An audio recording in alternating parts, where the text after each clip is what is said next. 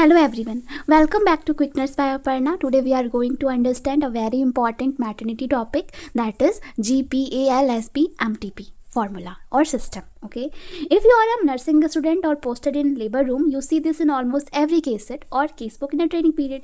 At first it looks complicated, but trust me, it's actually very simple. Okay, so let's start. G for gravida. Gravida matlab total pregnancies including present one. Means gravida means the total number of times a woman has been pregnant including the present pregnancy. Okay, outcome doesn't matter, delivery, miscarriages, MTP or stillbirth, all are counted in gravida. मतलब कुल कितनी बार महिला गर्भवती हुई हैं, चाहे उनका प्रसव हुआ हो या नहीं हुआ हो. फॉर एग्जाम्पल, अगर कोई वुमेन 2 बार प्रेग्नेंट हुई हैं तो उनका ग्रेविडा और उनका gravida G2 लिखाएगा. Okay, now next one, P for para.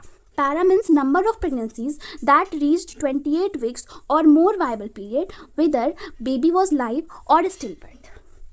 Para is the number of pregnancies that reached 28 weeks or more, that is the viable period. 28 weeks अगर कोई pregnancies 28 weeks क्रॉस कर जाती है तो वो viable period में पहुंच जाती है. Even if the baby was stillbirth, it is still counted as para. Okay, मतलब अगर प्रेगनेंसी 28 वीक्स क्रॉस कर जाती है तो वो प्रेगनेंसी पैरा में काउंट होती है. पैरा को हम एक और नाम से जानते हैं, that is parity. Okay, now next one, that is A for abortion. Abortion means loss before 28 weeks. Any pregnancies loss before 28 weeks comes under abortion, whether spontaneous miscarriages और इंड्यूस्ड टर्मिनेशन. मतलब 28 वीक से पहले जो pregnancy loss हो जाती है वो abortion कहलाती है. फॉर एग्जाम्पल, 2 मिसकैरेजेस अगर किसी भी वुमेन के हुए हैं तो वहाँ पे A2 लिखाएगा. Okay, now next topic, next one, that is L. L means living children और we can say live. This shows how many children are alive right now. If a baby was delivered but did not survive, it will not be counted in L. Okay, in live children, in live. मतलब इसमें हम देखते हैं कि currently कितने बच्चे जिंदा हैं. Okay, living children, number of children alive at present, अभी कितने बच्चे करेंटली जिंदा हैं. Now next is SB. SB is a still birth. Okay, when a baby is born after 28 weeks with no signs of life, like no cry, no heartbeat, it is recorded as SB or stillbirth or written under SB. okay, मतलब जब baby 28 weeks के बाद born हो लेकिन birth के time life science ना हो तो उसे स्टिल बर्थ कहते हैं और उसे SB में मेंशन करते हैं.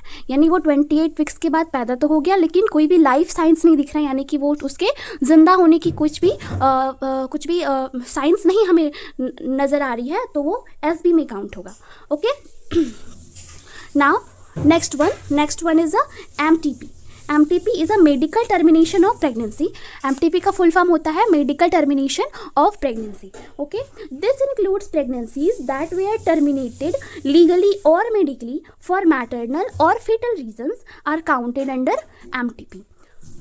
मतलब जो एबॉर्शंस लीगली इंड्यूस किए जाते हैं या मेडिकल रीजन से टर्मिनेट किए जाते हैं उनका नंबर हम MTP में लिखते हैं. Okay, let's clear through an example.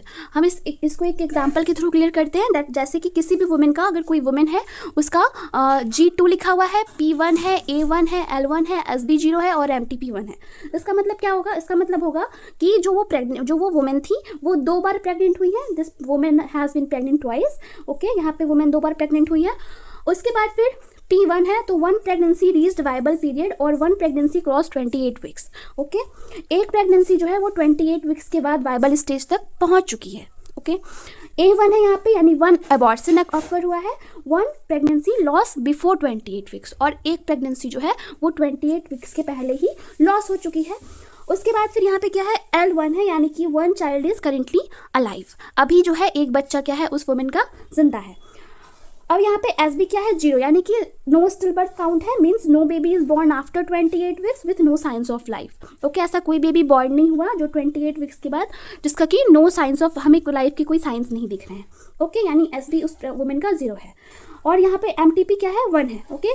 1 pregnancy was medically terminated, 1 pregnancy यहाँ पे क्या हो गया है, मेडिकली टर्मिनेटेड हो गया, इसीलिए यहाँ पे A1 लिखा हुआ है, बिकॉज एबॉर्शन क्या है, मेडिकली टर्मिनेटेड किए गए हैं यहाँ पे, इसलिए MTP पे 1 लिखा हुआ है, ओके।